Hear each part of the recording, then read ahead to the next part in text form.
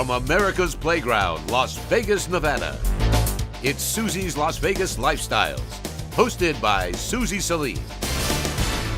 On this week's show, join Suzie and her guests.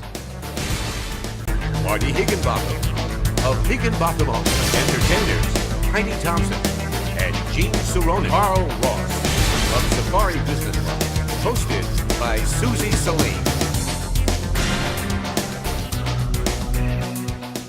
Hi, Marty. Good morning. Welcome to my show. It's a pleasure to see you. Thank you. It's good to be here. Yes. So tell me all about you, Marty, and what's happening. I've been in the auction business my entire life. I've been auctioneering for the last 56 years, and we sold everything from cemetery lots to shopping centers. Wow. You know, people always ask me, how long you been in the auction business and when did you get involved? And I say, I got involved when I was 5 years old. I kept going to auctions with my uncle, and that's all I ever wanted to be, was an auctioneer. So here I am. Yes, yes. Well, welcome to Las Vegas. Thank you. So tell me what you have in mind for Las Vegas. Well, we want to establish ourselves in the Las Vegas area. I think there's a tremendous market for our service here. We are obviously in the real estate business, and we sell a lot of real estate across the nation. And I think there's certainly a need for the auction service here. So Marty, tell me about your credentials. Well, as I said, I've been in the auction business my entire life, and I've been very, very involved. I'm past president of the National Auctioneers Association, member of the National Auctioneers Hall of Fame. I was one of the 5 people that started the Certified Auctioneers Institute at Bloomington, Indiana, at the university there. In fact, I've taught that course for some 30 years. Wow. So I've been very involved in this business. So what's your most unusual auction that you've done? Well, Susie, I think the most unusual auction that perhaps the audience would enjoy the most is the sale that we did in White City, New Mexico. We sold the entire city. You sold the city? The whole city. Oh my God. Everything there. Now that includes the fire department, the gas station, the post office, and motels, hotels, grocery store, etc., the entire city at one bid. And that was kind of exciting. And we had people from all over the country attended that sale, and it was really fun. And in addition to that, they had a 5-story building that was a complete museum, and we sold everything from baby dolls, a doll collection, to a gun collection, to whatever. So that was probably one of the most unusual sales that we ever had in our career. Wow. So you're like a one-stop shop, aren't you? Absolutely. Yes. Absolutely. We turn stuff into money. That's what we do. Well, that's a good thing. So tell me, where do you get most of your buyers? Well, Susie, over the past 50-odd years that we've been in the business, we've kept up with the people who have attended our sales. We put them on a mailing list. Right now, our mailing list, our personal mailing list, exceeds 200,000 people in 65 categories. Wow. So that's the base of our buyers. So when we're into an area, or we're selling a certain type of real estate, we have that category. As an example, if we have an oceanfront property, then of course we have the oceanfront buyers, and they're all segregated on our mailing list, so we can get directly to them. And that's where the bulk of our buyers comes from. And interestingly enough, we find from 60 to 100% of all the people who come to our real estate sales and sign a contract is from that mailing list. So that's the beginning. Wow. And in addition to that, we'll do a complete, well-rounded advertising and promotion program on everything that we sell. Once we determine what the property is, who the potential buyer is going to be, then we'll determine how we're going to advertise and promote it. And that would be anything from a mailing list to television to radio to signage and etc. So that's how we get our buyers. So you're basically a one-stop shop. You get it all done. Absolutely. We have our own in-house advertising agency, and they're designed to make it happen. And obviously, when you're selling a high-quality, high-value piece of real estate, you have to understand how you get the buyers, number one, and then number two, to get them to come to the sale. That's the next issue. And so that's what we're there. That's what we do. Why do people buy at auctions, Marty? Well, my experience has been, and indifference to what people think about auctions. People think that they come to auction because they get a deal, and et cetera, et cetera, et cetera. In actuality, that's not true.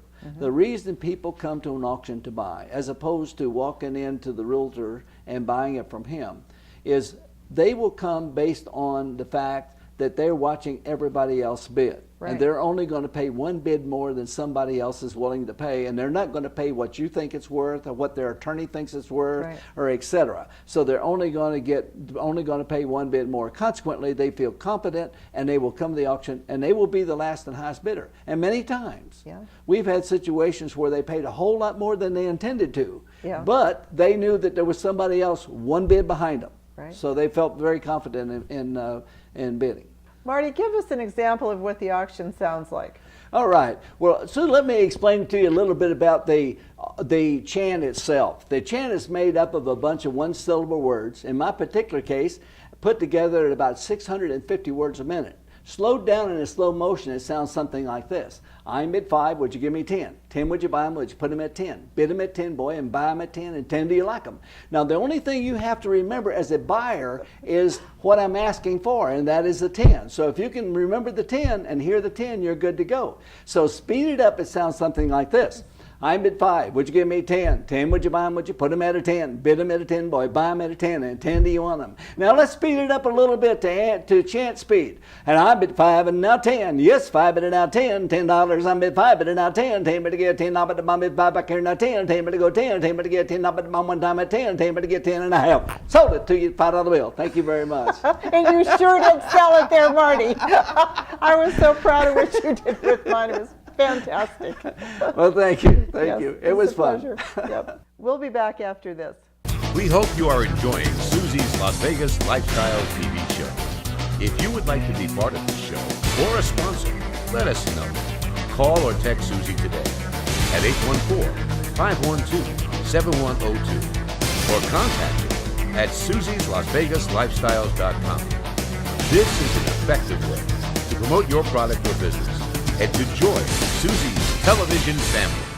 Hegginbotham Auctioneers International, the nation's premier real estate disposition specialist, is currently offering prime real estate investment opportunities across America. Integrity, accountability, and results are why Fortune 500 companies choose Hegginbotham Auctioneers to market their real estate. Trusted real estate professionals since 1959, Hegginbotham Auctioneers' accelerated marketing plans are customized to meet your real estate needs. For a confidential evaluation of your holdings or complete information on our real estate listings, visit us at higginbotham.com. With me today, our guests are Heidi Thompson and Jean Sironen, husband and wife team. Welcome. Hello. Hello. Susie. Yes, darling. Welcome to my nice show. To be here. Hi, Heidi. Hi, Jean. So tell me about your life and how you got together. Well, you know what? Let's start with how we got together because that's cute. I love it.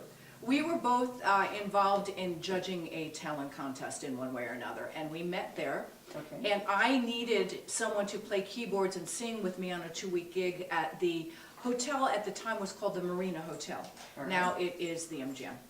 Anyways, it was a nice small little room, and Gene, I hired him sight and sound unseen and unheard to sing with me on this job and play the piano. And we were supposed to be there 2 weeks. 2 years later, we were still there. Oh, wow. Yeah. And after a year of working together, we actually started dating, and now we've been married, how many years now? Well, it wasn't, she said love at first sight. It actually wasn't love at first sight. No. We worked together for a year first, and we found ourselves both single and went, oh, you know. We need to be together. Well, it wasn't quite that Sorta, easy, kinda. because we were best friends. So to try and go from best friends to romance was difficult, but we worked it out. Yeah. Oh, I can tell you, That's you good. have a spark between the two of you. Thank you. And it's still, the Yeah. flame is still with you. Yeah. So tell me what's happening in your life. And where are you going? Wow, we've got so much. How about if we start from the beginning? Please. We I were a love duo for many years, Uh-huh. and at the time we were doing famous duets. And we were doing some Sonny and Cher songs. Oh, And people would flock around to see us. Even on the marquee, they would say, see Thompson and Sironen do Sonny and Cher. It was just a big thing. So the producer of a show that had impersonators in it came to see us. And he said to me, would you do Cher in my show? And I'm like, I don't want to sing like that 6 nights a week. I like having a regular voice, and I don't want to do that. But then Gene and I got in a little tiff. And I A little tip. and I got a little tip, and I said, you know what, I'm going to go join this show. And so I went into that show, and I was in that show for about 18 years. But I brought him into it, too, and he came into it. I did Cher in the show, and he did a tribute to the Righteous Brothers. He did the Bill medley with a partner. I can see that. Yeah. And we had a lovely run Yeah. doing the impersonators. And then after that, we just started doing more corporate one-nighters, and we have a recording studio. It's just, there's so much. Gene, what are some of the shows you've been involved with? Well, when we did the impersonations, it was Legends in Concert mainly, and did that for many years. Also did a show called Country Tonight that was at the Aladdin. I don't know if you remember that one. Yes, yes. I went there. was actually I was the lead in that show, the lead singer in that show, and MC, which was a lot of fun. And then I also was the musical director for American Superstars when it first moved to Las Vegas back in 1992, I think. And a guy named Robert Allen actually brought me out here. I was his musical director back in 1978. Well, you know, though, also, to brag about Gene, Yes, please. he's also had his music that he's produced in how many shows do you think so far in Vegas? Oh, my Just goodness. Vegas, not counting Vegas, abroad. probably or- at least a dozen shows in Vegas. There's a couple still running right now. Like? One's MJ Live at the Rio. They're getting ready to move to the Riviera. Did all the music for that show, and also there's a luau show called Island Heat at Treasure Island that I did all the music for that one as well. And there's been a variety of others over the years. So. Heidi, you're a producer and a writer. What have you done in that area? Can you tell me? Well, yeah, I started off writing mainly songs and had a lot of songs in the 80s on different record labels for other artists, which, you know, led into the jingles, of course. yeah. But I've also written musical plays, and probably my biggest loss in that is in 1987, I had a play almost on Broadway with one of the biggest producers in the world, James Nederlander Sr. The gentleman that was bringing my play to Broadway owned a record label, and he had Jackie Wilson on his record label. It's called Brunswick Records. Well, about 2 weeks before we were supposed to go to New York to start putting this whole thing together, my contact, whose name was Nat Tarnopol, got sick, and then he passed away. Oh, no. And I was too concerned how to be politically and socially correct, you know, to not get a hold of Nederlander and so forth on the heels of Nat's death. And so I waited 6 months, and it was too long, and so that kind of ended that whole wonderful start into Broadway. But I picked it up again full-time about 3 years ago with a musical that we got all the way up to being ready to being mounted, and then of course things happened. So I decided to just go full force. I wrote a smaller musical because it's easier to mount with 4 people. I will be in the cast in the beginning. Okay. It's me, 2 drag queens, and a flamboyant gay MC, and it's called The Queens and I. Oh, the Queens and I. Yes, My and goodness, I love and so we're working on that one. My husband is helping with all the arrangements. We're doing all the music, you know, all of Sure. the scripting, and it's just a fun project. So that's what we're in the middle of right now. What's your favorite character that you've done? I see you've done a lot of them. Well, I'm like Carol Burnett or Tracy Ullman, something like that. You know, doing Cher has been very lucrative, and I'm funny, so I do a lot of comedy with her. Yeah. But I really do like being funny, and I have a geisha character named Sushi Bar that I just love. Sushi Bar? Oh yeah. Oh, wow. She likes to feng shui energy and make things nice for people, but she can get a little blue and naughty, but she's very fun. And then I have an overweight, crazy Jewish woman named Salma Schlockman that's really fun to do. It just depends on what's happening at the time. You know, I just have a lot of different characters. And Heidi, if you had one message that you would want the world to know, what would it be? well, I think that the biggest lesson I've learned, and this is just for me, Sure. is to be kind. Because you need to look at the person or people in front of you and really take note of who they are, acknowledge them, and really communicate well, honest ethics, you know, and kindness. Because really, when all is said and done, that's all there is. You know, all the rest of it is just fluff. I think my favorite songwriter said it best, and that's Paul McCartney. He said, "And in the end, the love you take is equal to the love you make." That's right. Can't say it any better than that. Nope. Thank you, Gene and Heidi. We'll be right back.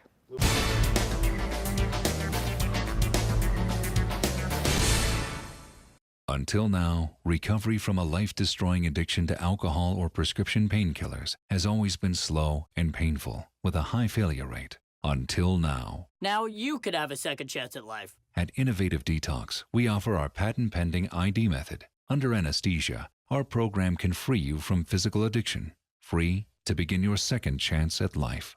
Call 702-450-8450 or visit us on the web at innovativedetox.com. Hello, I'm Susie Saline, and recently I had the opportunity to sit down with a friend of mine, Carl Ross. He has the Safari Business Park, and he's an entrepreneur and philanthropist, and I would love to introduce him to you. Carl, welcome to my show. Thank you. Yes.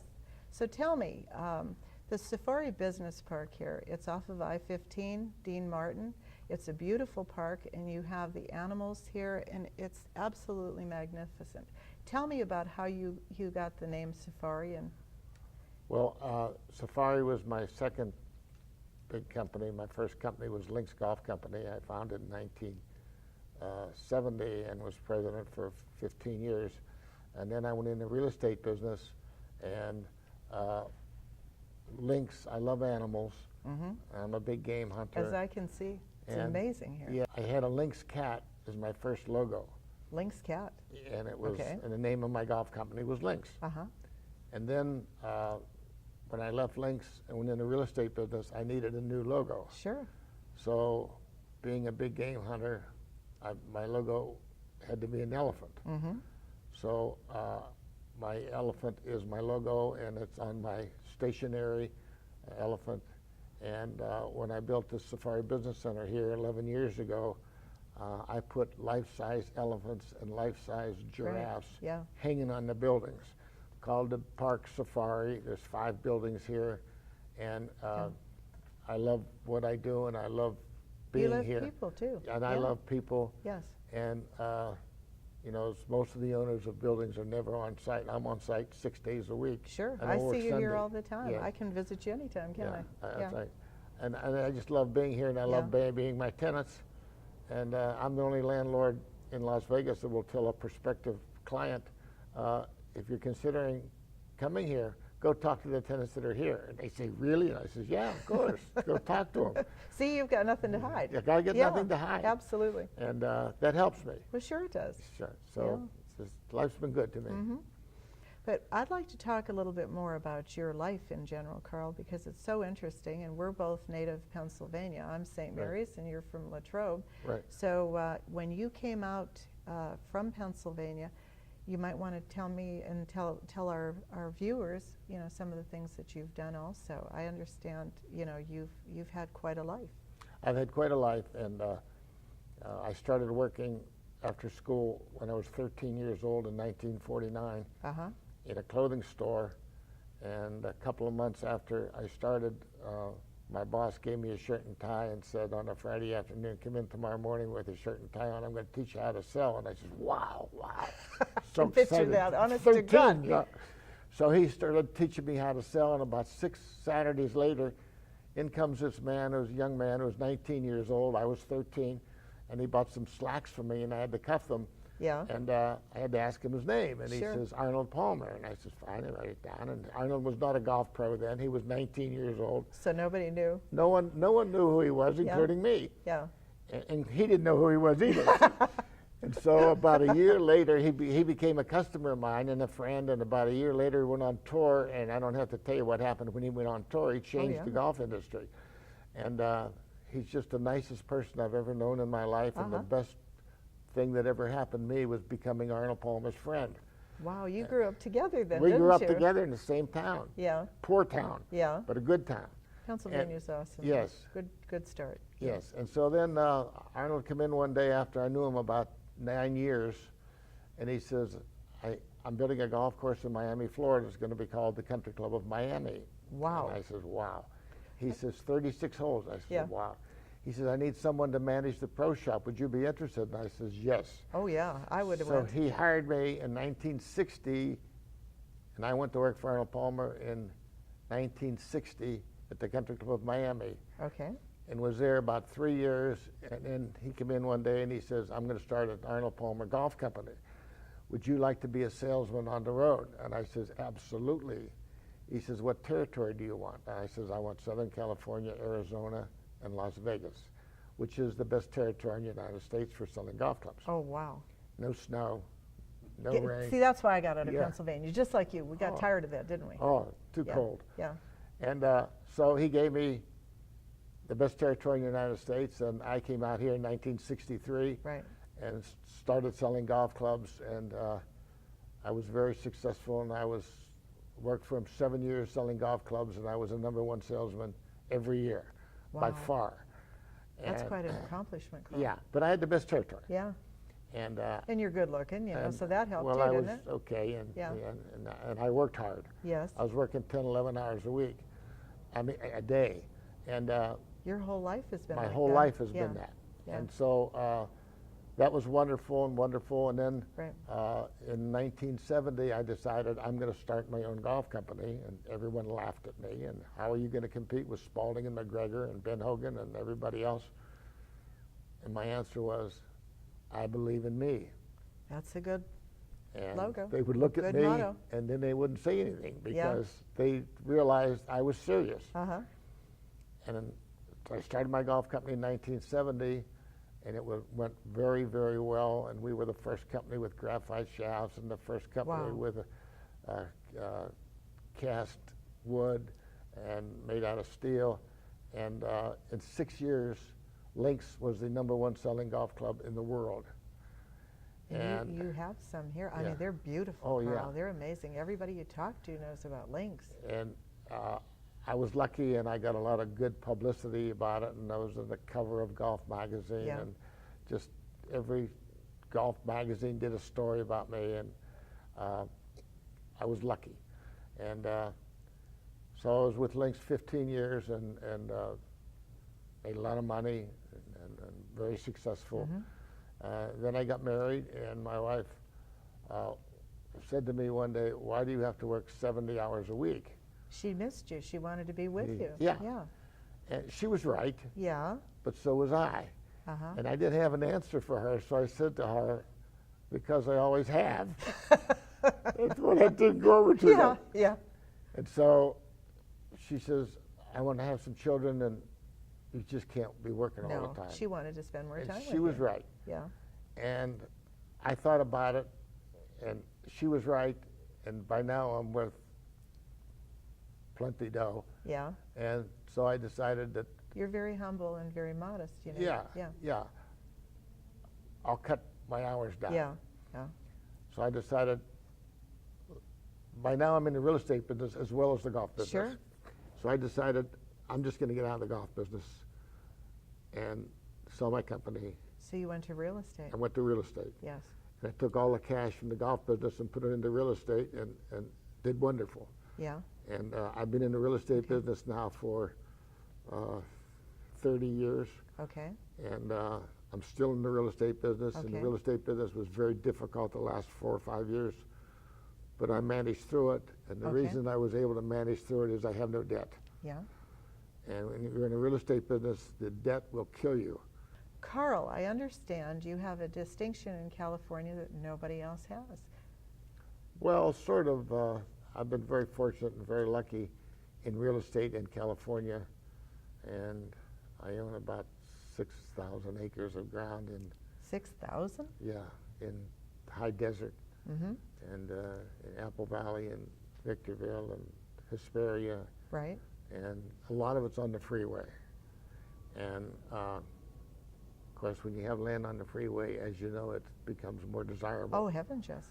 And I bought most of this land 10, 12 years ago, and was doing very well with it until the economy tanked, and then for 4 or 5 years it went down, and now it's coming back again. Right. So I'm going to be okay there. You're 7th largest taxpayer in San Bernardino County? Yes.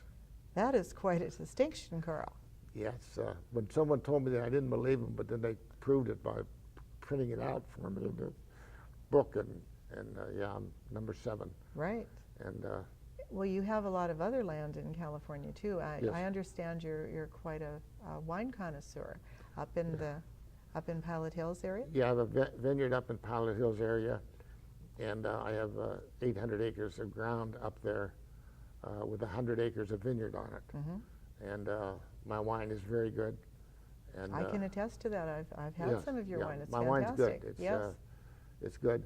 The problem with having it up there is it's 10-hour drive up and 10-hour drive Right. back, and when you get older, you don't want to drive those 10-hour days. Sure. So So I you're plan on thinking of selling the selling vineyard it? here, yeah, Yeah. very soon. Yes. And because That would be a great catch up there. Oh, your, yeah. your wine is fantastic. well, the wine is good, and The land is the spectacular land is up good. there. So Yes. I'm okay. I'll do well with the vineyards. Right, right. Well, in California, you were Entrepreneur of the Year in 1993. That's correct. Wow, that had to be one heck of an honor. Well, it was such an honor that I couldn't handle it, and You couldn't handle it. no, I didn't know what to do or what to say. I got this phone call Yeah, from the people who are running the Entrepreneur of the Year award and said to me, "You're being considered what did you for the think? top Yeah, honor," and yeah. I didn't know what to think. And Yeah. he says, "Will you come and give me the date, and Yeah, we have a reservation for you, and bring your wife." So we went, and we're Yeah. sitting there, and they start talking about the underling procedures and the winners of the smaller awards. correct. And then I'm sitting there, and then they said, "Okay, now the top award, a guy has to have been in 2 different businesses over 20 years and been very successful for both Wow. of them." And I said, "Well, that's nice." And then they said the winner's Carl Ross. I went, because, What did you about pass out? yeah, I didn't think that I was even being interested in California. It's a huge state. Yeah. So I That's won. quite a feather in your Yeah, cap, and girl. thank God I wore a tie and a suit. Yeah. And so I had to get up and give a speech, and they took pictures, and Yeah. it was all over the newspapers Yeah. and the television, and my wife didn't know what to say. But Well, she was proud of you. But My she was- oh, goodness, yeah. I would have been ecstatic. and it was the biggest award that I've ever received. Yeah, absolutely. And it was wonderful, and thank God for allowing me to be successful. That's wonderful. So. You know, Carl, I plan on coming back to visit you again, and we'll carry on with your story. I would love to do a documentary of you if you think about that. Okay. You are one of the most interesting people I've ever met in my life. Thank you so much, My Carl. pleasure. It's a pleasure. Thank you.